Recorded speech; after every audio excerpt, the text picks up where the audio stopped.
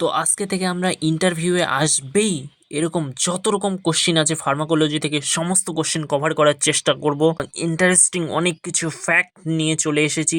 Hello everyone, welcome back to my WBHRB pharmacist grade 3 interview preparation series. এর আগের ভিডিওতে আমরা প্রেসক্রিপশন হ্যান্ডলিংয়ে যত রকমের কোশ্চেন হয় সমস্ত কোশ্চেন আলোচনা করেছি। তোমরা যদি না দেখে থাকো অবশ্যই গিয়ে দেখবে। এবং আজকে আমরা ফার্মাকোলজির গুরুত্বপূর্ণ ইন্টারেস্টিং ফ্যাক্টগুলো আলোচনা করতে শুরু করব, এবং যেখান থেকে তোমাদের একটা কি দুটো কোশ্চেন তোমাদেরকে জিজ্ঞেস করা হবেই প্রায় সবাইকেই। তো তোমরা মিস না করে চলো জুড়ে যাও এবং দেখতে থাকো। তো ফার্মাকোলজি থেকে তোমাদেরকে যেসব কোশ্চেন আলোচনা করা হবে সব রকম কোশ্চেনে প্রায় সুপারফিশিয়াল কোশ্চেন থাকবে। কোনো রকম ডিপলি সেরকম কোশ্চেন তোমাদেরকে জিজ্ঞেস করা হবে না। জাস্ট বইগুলো যেগুলো পড়েছো তোমরা আগে সবগুলো গো থ্রু করবে, জাস্ট হালকা করে রিভিশন দেবে, এতে তোমাদের এনাফ হয়ে যাবে। অত ডিপলি যাওয়ার কোনো ব্যাপার নেই। তো চলো, তোমরা জানোই যে ফার্মাকোলজি এটা একটা গ্রিক ওয়ার্ড, যেটা দুটো ওয়ার্ডের সমন্বয়ে তৈরি হয়েছে। একটা হচ্ছে ফার্মাকন, যেটার মানে হচ্ছে ড্রাগ বা মেডিসিন, এবং আরেকটা হচ্ছে লোগাস, যেটার মানে হচ্ছে স্টাডি। মানে মেডিসিন বা ড্রাগের যেখানে স্টাডি করা হয় সেটাই হচ্ছে আমাদের ফার্মাকোলজি। বা তোমরা বলতে পারো it is the science where study all aspect of the drug, মানে ড্রাগের সব কিছু সম্পর্কে যেখানে আলোচনা করা হয় সেটাই হচ্ছে ফার্মাকোলজি। ফার্মাকোলজিতে মেইনলি দুটো ফ্যাক্ট চলে আসে, একটা হচ্ছে ফার্মাকোকাইনেটিক, একটা হচ্ছে ফার্মাকোডাইনামিক। আমরা দেখে নেব এবার ফার্মাকোডাইনামিক অ্যান্ড ফার্মাকোকাইনেটিককে এক এক করে। চলো, ফার্মাকোকাইনেটিকটা কি?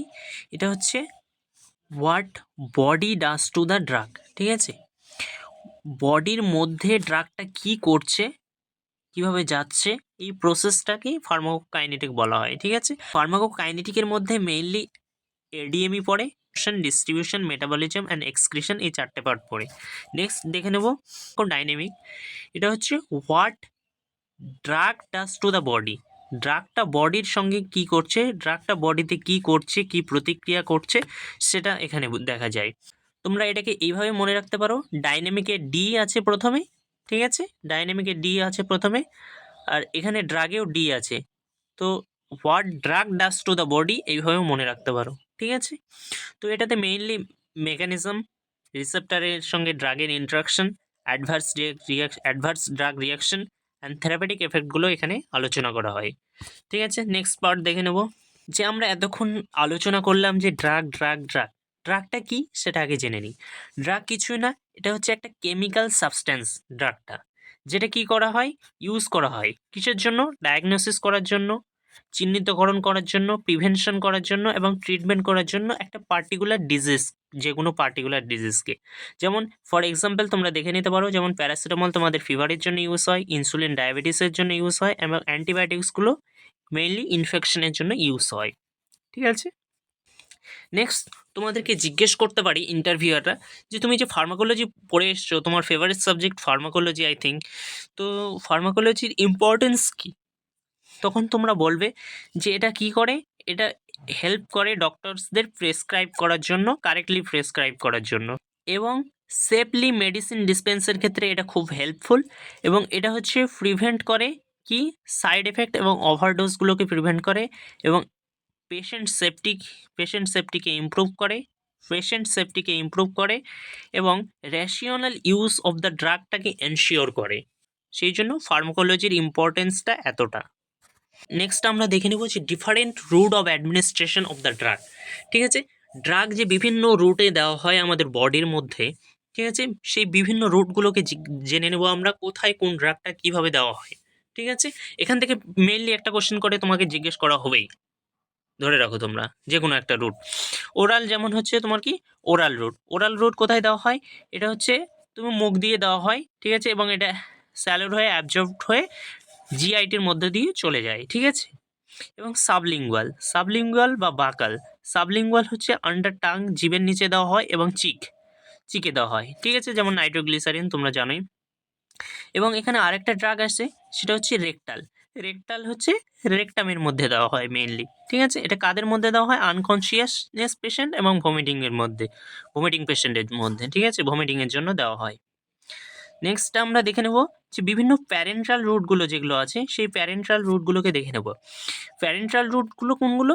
যেগুলো একটু আগে দেখলাম ওরাল রুট হচ্ছে জিআইটি থ্রুতে যায়, ঠিক আছে, বাট প্যারেন্টাল রুটগুলো হচ্ছে বাইপাস দ্য জিআইটি, বা জিআইটি না হয়ে যেটা যায় সেটা হচ্ছে তোমাদের কি প্যারেন্টাল রুট। প্যারেন্টাল রুটের মধ্যে মেইনলি পড়ে আমাদের ইন্ট্রাভেনাস আইভি যেটাকে বলা হয়, যেটা আমাদের কি ভেইনের মধ্যে দেওয়া হয়, এবং ইন্ট্রামাস্কুলার পড়ে যেটা আমাদের মাসেলের মধ্যে দেওয়া হয়, এবং সাবকুটেনিয়াস সাবকুটেনিয়াস যেটা মেইনলি আন্ডার দ্য স্কিনের নিচে দেওয়া হয়, যেমন ইনসুলিন, তোমরা জানো ইনসুলিন এবং অ্যান্টিবায়োটিক্স আছে কিছু।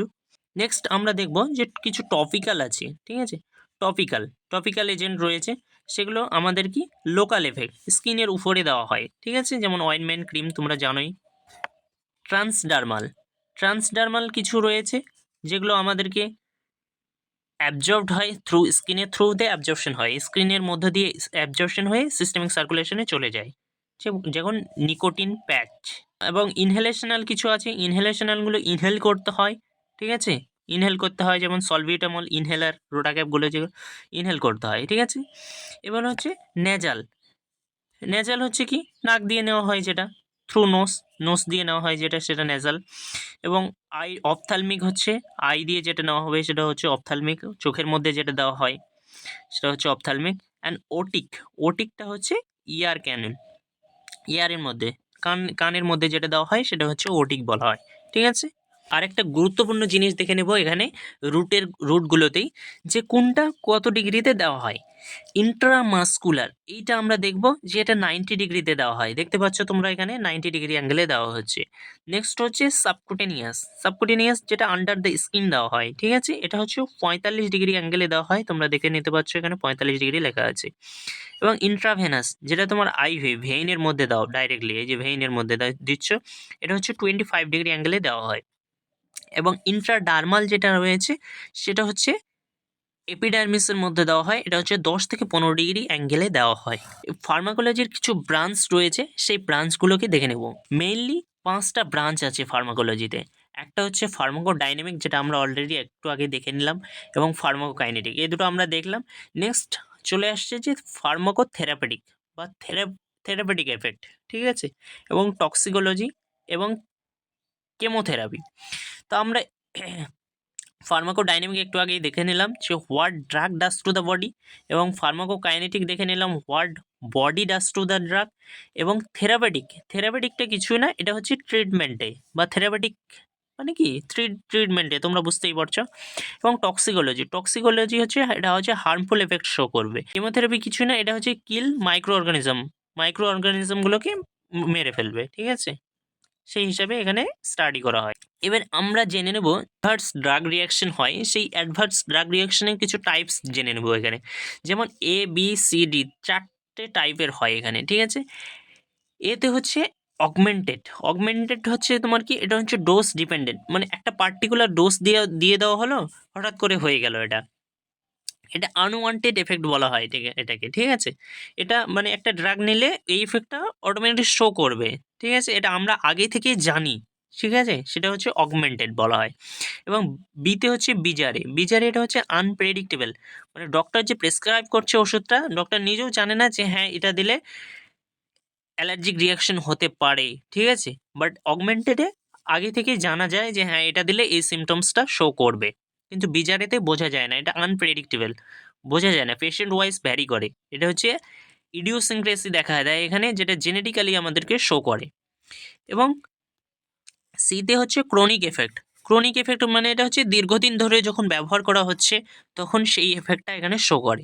এবং ডিলেড এফেক্ট হচ্ছে এটা হচ্ছে তোমার পরে তুমি মেডিসিন নিয়ে যাচ্ছ বডির মধ্যে, শরীরের মধ্যে ওষুধ খেয়ে যাচ্ছ, এফেক্টটা সঙ্গে সঙ্গে দেখায় না, এটা পরবর্তী কিছুদিন বাদ বা কিছু সময় বাদ, কিছু মাস পরে তোমার এই সাইড এফেক্টটা যেখানে দেখা দেয় সেটা হচ্ছে ডিলেড এফেক্ট বলা হয় সেটাকে।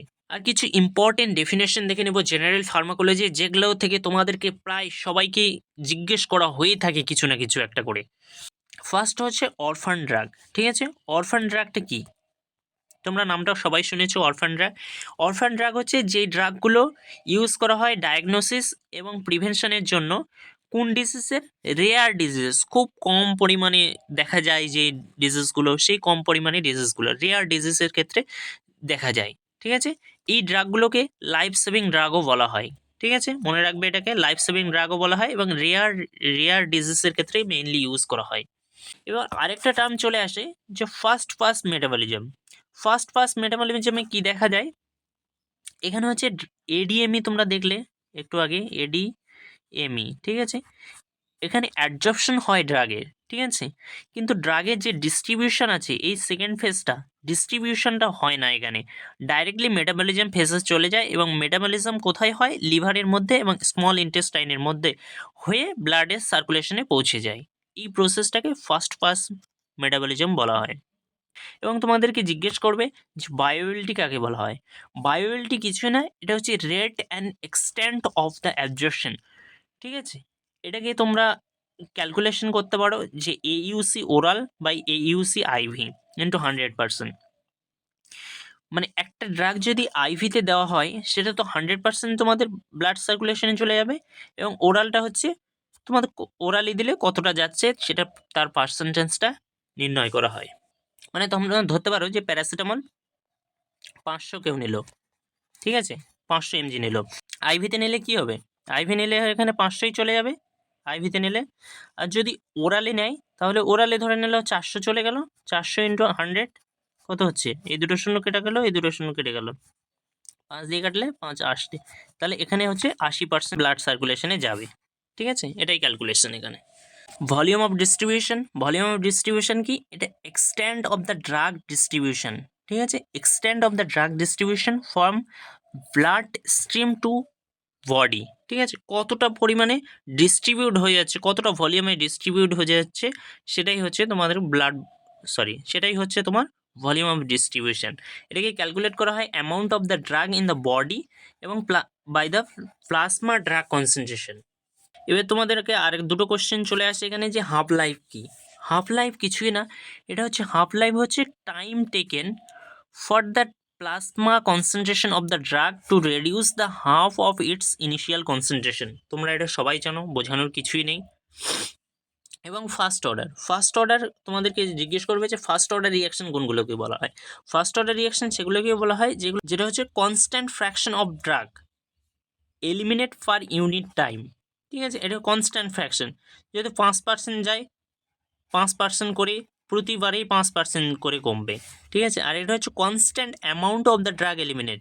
প্রথমে যদি 10 mg যায়, এলিমিনেট হয় প্রথমে, পরেও 10 mg এলিমিনেট হবে, আর এটা পার্সেন্টেজ ওয়াইজ কমবে, আর এটা হচ্ছে অ্যামাউন্ট ওয়াইজ কমবে। আর একটা আছে ক্লিয়ারেন্স, এটা কিছুই না, এটা হচ্ছে process for the drug elimination from body থেকে যে ড্রাগ এলিমিনেশন হয়ে যাচ্ছে তার প্রসেসটাকে ক্লিয়ারেন্স বলা হয়। আরেকটা জিনিস দেখে নেব এখানে, যে প্লাজমা ড্রাগ কনসেন্ট্রেশনটা কি? প্লাজমা ড্রাগ কনসেন্ট্রেশন এখানে হচ্ছে একটা টাইমের সঙ্গে প্লাজমা কনসেন্ট্রেশনের প্রোফাইলের একটা গ্রাফ থাকে।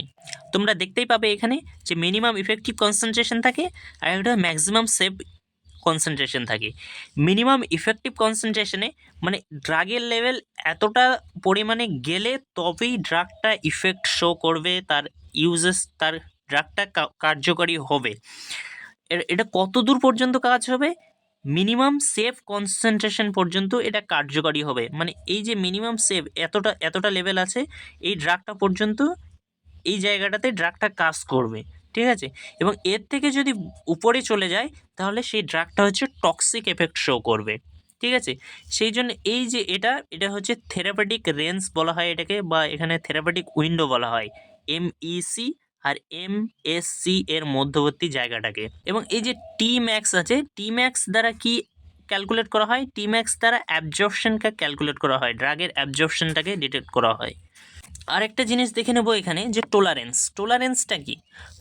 আমরা জানি যে টোলারেট হয়ে গেছে। ঠিক আছে, এটা হচ্ছে ড্রাগের রেসপন্স যে থাকে সেটা ডিক্রিজ হয়ে যায়। কিসের জন্য? বারবার ড্রাগ ইউজ করার ফলে ড্রাগের রেসপন্সটা কমে যায়, সেটাকে বলা হয়। Next, drug dependence. এটা হচ্ছে behavioural state for the repeated use of the drug. Daily একই ড্রাগ ইউজ করে করে করে ওই ড্রাগটা না নিলে চলে না পেশেন্টের, সেইটাকে বলা হয় ড্রাগ ডিপেন্ডেন্স। এবং ইনটলারেন্স কোনটাকে বলা হয়? ইনটলারেন্স হচ্ছে তোমার কি এক্সাজুরেটেড হয়ে গেছে, এক্সাজুরেটেড টক্সিক এফেক্ট, মানে একটা হাই টক্সিক এফেক্টে চলে গেছে, সেটাকে হয় এক্সাজুরেটেড টক্সিক এফেক্ট বলা হয় বা ইনটলারেন্স বলা হয় এটাকে। এবং আরেকটা টার্ম দেখতে পাবে তোমরা এখানে, ইডিওসিনক্রেসিস। এটা হচ্ছে যে abnormal reaction due to the drug administration. এটা হচ্ছে ড্রাগ অ্যাডমিনিস্ট্রেট করা হচ্ছে, ড্রাগ দেওয়া হচ্ছে, তার ফলে যেগুলো অ্যাবনর্মাল রিয়াকশন। এবং আরেকটা টার্ম তোমরা দেখে নেবে যে এখানে ট্যাকিফাইলেক্সিস কি? এটা হচ্ছে repeated administration of the drug প্রতিনিয়ত নেওয়া হচ্ছে, নেওয়ার ফলে যে সেল রিসেপ্টারের ব্রেকেজ হয়ে যাচ্ছে, সেল রিসেপ্টার আর ওই ড্রাগটাকে নিতে পারছে না, সেল রিসেপ্টার যেখানে ড্রাগটা বাইন্ড হবে সেটা ভেঙে যাচ্ছে, ঠিক আছে? ফলে ড্রাগের অ্যাকশনটা কমে যায় ওই পার্টিকুলার কাজের ক্ষেত্রে, ঠিক আছে? আরেকটা আমরা জিনিস জেনে নেব এখানে, যে প্রি ক্লিনিক্যাল ট্রায়ালস হয়, ঠিক আছে? সেই ট্রায়ালসগুলোকে দেখে নেব যে এখানে 4টা ফেসে ক্লিনিক্যাল ট্রায়ালস হয়। একটা হচ্ছে ফেজ 1, একটা হচ্ছে ফেজ 2, একটা ফেজ 3 অ্যান্ড দ্য ফেজ 4, ঠিক আছে? ফেজ 1-এ 10 থেকে 20টা হেলদি ভলেন্টিয়ার্স লাগে, ঠিক আছে? এবং ফেজ 2-তে হচ্ছে 200 থেকে 300টা পেশেন্ট লাগে। এবং ফেজ 3-তে যেটা আছে এটা হচ্ছে মোর দ্যান 1000, ঠিক আছে? 1000টার থেকে বেশি লাগে। এবং ফেজ 4-এ যেটা আছে large volume of the patient use করা হয়, ঠিক আছে? ফেজ 1টা হচ্ছে মেইনলি মেডিসিনের সেফটিটাকে চেক করা হয়। এবং ফেজ 2টাতে কী করা হয়, এখানে হচ্ছে এফিকেসিটাকে চেক করা হয়, মেডিসিনের এফিকেসি। এবং কনফার্মেটরিতে এখানে কনফার্মেশন করা হয়, মেডিসিনটার কনফার্মেশন কতটা হলো সেটা চেক করা হয়। তারপরে এবং ফেজ 4-এ যাওয়ার আগে এখানে এফডিএ অ্যাপ্রুভেল লাগে, এফডিএ অ্যাপ্রুভেলের পরেই ফেজ 4-এ চলে যায়, ঠিক আছে? এফডিএ অ্যাপ্রুভেল হয়, দেন ফেজ 4-এ ফাইনাল টেস্টিংয়ের জন্য চলে যায়। তো এগুলো থেকেই তোমাদেরকে কোশ্চেন জিজ্ঞেস করা হবে, এর বাইরে কোনো রকম কোশ্চেন আসবে না আশা করা যায়। তাহলে আজকে আমরা কমপ্লিট করে দিলাম জেনারেল ফার্মাকোলজি পুরোটাই। এবং নেক্সট ভিডিওতে আমরা সিএনএস এবং এএনএস এর সমস্ত কিছু শর্ট টার্ম দেখার চেষ্টা করব, এবং ম্যাজিক ট্রিকের মাধ্যমে কিভাবে ইন্টারভিউর প্রিপারেশন করা যায় সেগুলোকে দেখব। আর যদি ভিডিওটা হেল্পফুল হয়ে থাকে তোমাদের, অবশ্যই লাইক, সাবস্ক্রাইব করবে এবং শেয়ার করবে তোমাদের ফ্রেন্ডসদের জন্য। থ্যাংক ইউ, আবার দেখা হচ্ছে নেক্সট ভিডিওতে।